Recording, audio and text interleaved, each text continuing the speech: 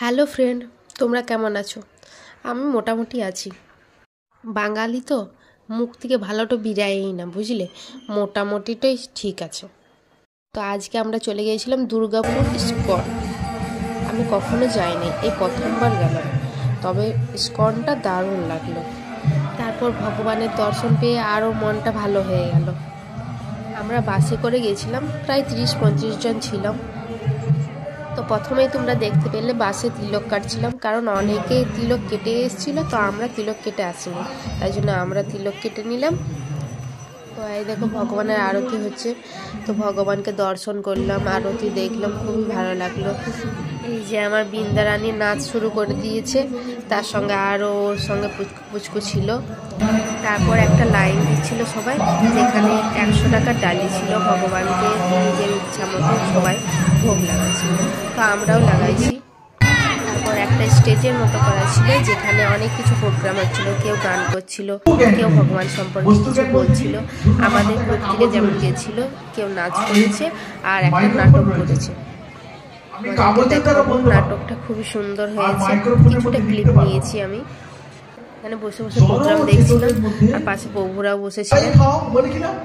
দেখো তিলক কেটে আমার বৃন্দারানীকে কেমন দেখাচ্ছে তোমরা কিন্তু বলবে।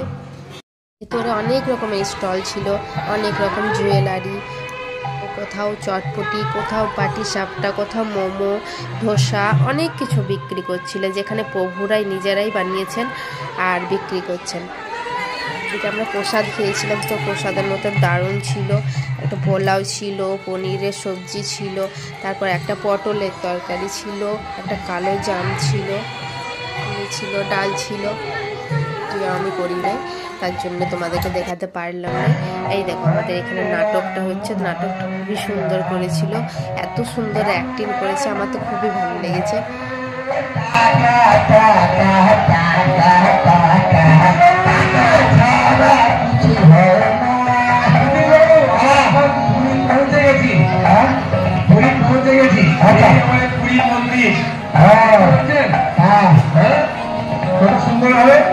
আচ্ছা, আর আমরা ওখান থেকে আস্তে আস্তে যাবো টোটা গোপীনাথ। আচ্ছা, টোটা গোপীনাথ এখানে রথ করা ছিল, তো এখানে অনেক ফটো তুলে নিলাম আমরা সবাই মিলে।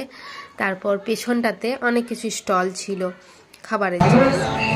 তারপর আমরা কিছুক্ষণ প্রোগ্রাম দেখার পর ঘর চলে এসেছিলাম। তো ঘরে আসতে আমাদের প্রায় সন্ধে হয়ে গেছিল।